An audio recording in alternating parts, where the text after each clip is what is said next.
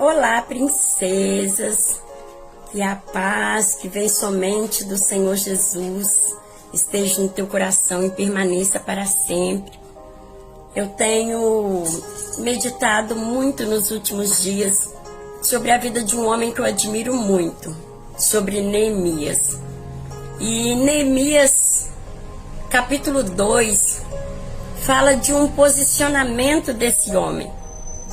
No capítulo 1 fala quando ele soube as notícias que Jerusalém estava em ruínas, que os muros tinham sido destruídos, e ele se coloca em oração.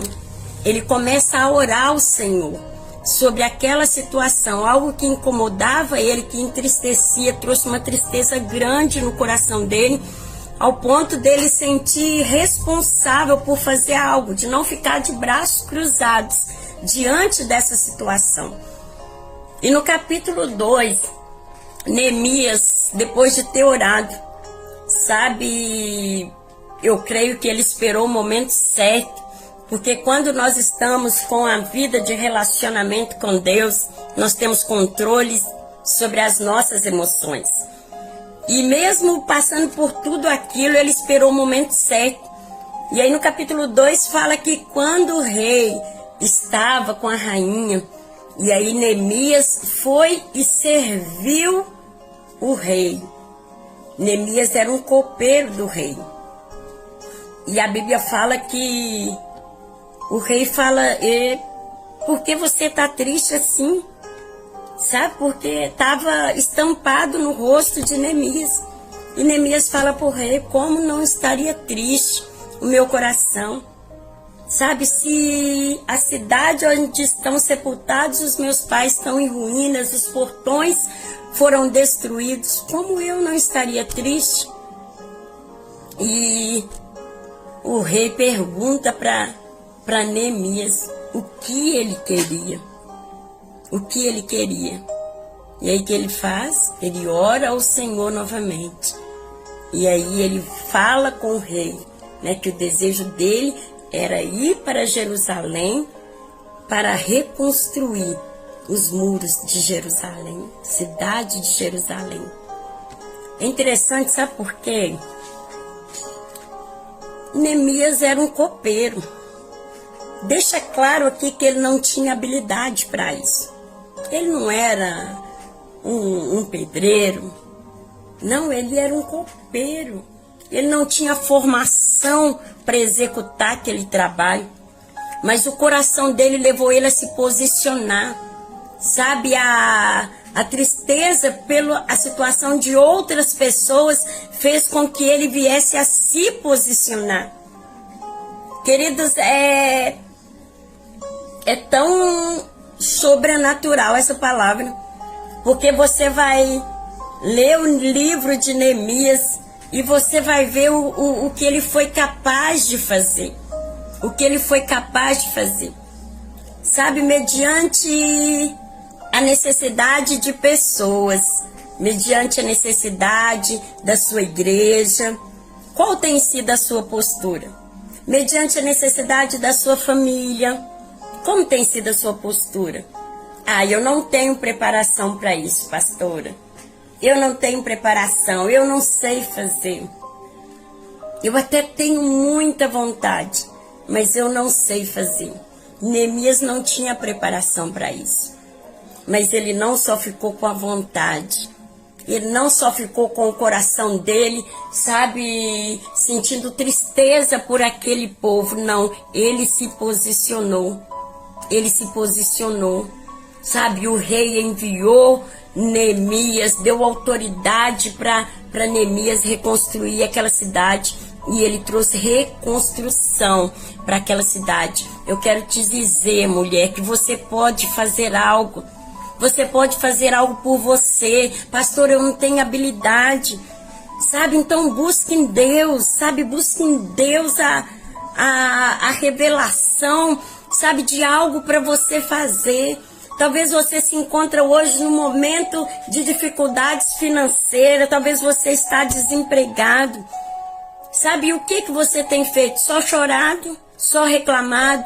só falar do mal das suas autoridades, mal da sua cidade, a crise, mal do seu local de trabalho. Não se posicione em Deus em oração e fala: Deus, o que eu posso fazer para mudar essa situação? O que eu posso fazer? Queridos, tem pessoas amadas, lindas do Senhor. Tem pessoas, tem famílias, sabe, que você pode ajudar. Pastora, como? Não sei ajudar nem a mim. Como? Busque no Senhor. Sabe, foi o primeiro passo de Neemias. O capítulo 1 fala da oração de Neemias. Oração de Neemias. E quando ele ouviu, sabe, as palavras, a Bíblia fala: quando ouvi essas palavras, eu me sentei, chorei e lamentei por alguns dias. Quando Neemias ficou sabendo da situação, por alguns dias, fiquei jejuando e orando diante do Senhor dos céus. Ele tomou atitude. Ele não ficou só sentado chorando, não. Ele fala que eu ouvi as palavras, é natural. É natural você chorar, é natural você sentir, é natural você lamentar, mas não pode ser para sempre. Não pode ser para sempre. O ciclo da vida continua. Você não pode continuar lamentando por algo que você perdeu. Você não pode continuar lamentando sobre um luto. Sabe, quando eu falo luto, não é somente um luto de perder alguém, de perder um ente querido, uma morte física, não. Quando eu falo de um luto, quantas pessoas passam de luto? Às vezes a pessoa pensa que luto é só esse, não é. O sentimento de luto no coração das pessoas que vem quando ela perde o emprego, quando ela perde uma promoção, quando ela perde a chance da vida dela, quando ela perde o amor da vida dela, sabe, tudo aquilo que é perda, sabe, traz um sentimento de luto. E era o que Neemias estava passando naquele momento. Então, a situação vem, podemos lamentar, podemos chorar, podemos sentir, sim. Mas nós precisamos colocar um ponto. Quando ele parou de lamentar, lamentou alguns dias, aí ele foi buscar o Senhor. Ele disse: ah, Senhor dos céus, Deus grande e temível, que guarda a aliança e a misericórdia. Ele começou a orar, e aí no capítulo 1 aqui, ele começa a orar, começa a abrir o seu coração, começa a relatar. Ficou só na oração? Não. Ficou só no jejum? Também não.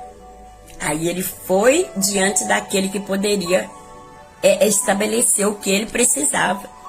Sabe, a saída dali para a restauração daquela cidade, restauração dos muros, ele contava completamente com o Senhor. Mas para isso, ele precisava da liberação do rei, ele precisava da carta do rei, da permissão do rei. Ele não ficou só lamentando, ele não ficou só orando e jejuando, não, ele fez a parte dele. E o restante, querida, você vai ver no capítulo de Neemias o que Deus fez através da vida de Neemias. Pastora, mas é tão difícil. Para Neemias foi também. Apareceu Sambalate e Tobias para tentar impedir, sabe, para lançar palavras negativas, mas ele perseverou naquilo que estava no coração dele, e certo que Deus iria trazer resposta. Sabe o que eu quero trazer para você neste dia?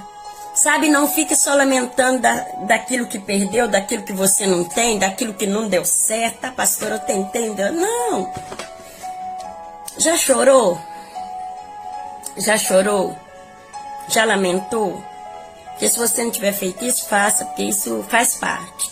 Já chorou, já lamentou, talvez já até murmurou. Você precisa colocar um fim. Você precisa colocar um fim, colocar um basta e ir para os braços do Senhor. Expõe para Ele. Abra o teu coração, expõe para Ele a sua dor, expõe para Ele a tua ferida, onde que está doendo. Sabe, se coloca diante do Senhor, mas levanta, princesa. Levanta, mulher, você é forte, você é guerreira. Deus não te criou para você ficar da forma que você está, não. A Bíblia declara que você é mais que vencedora, e você é o que a Bíblia diz que você é mais que vencedora. Você pode vencer essa luta, essa dificuldade, você pode vencer, você pode ter a vida maravilhosa que Deus tem para você. Deus não tem uma vida medíocre para você, uma vida na média, não. Ele tem uma vida maravilhosa para você. Vamos orar juntas? Deus, em nome de Jesus, quero colocar a vida de todas essas mulheres diante do Senhor. Mulheres lindas, maravilhosas, empoderadas pelo Teu Espírito Santo. Ah, Jesus, eu coloco cada uma delas diante do Senhor, que ela se levante, Pai. Em nome de Jesus, que elas tenham coragem de se abrir para o Senhor, Pai, expor as feridas, porque eu sei que aí vem a cura, Pai. Deus, eu declaro um novo tempo sobre a vida desta mulher, em nome de Jesus, um tempo de recomeço, um tempo de reconstituir, de reconstruir tudo aquilo que foi destruído, Pai.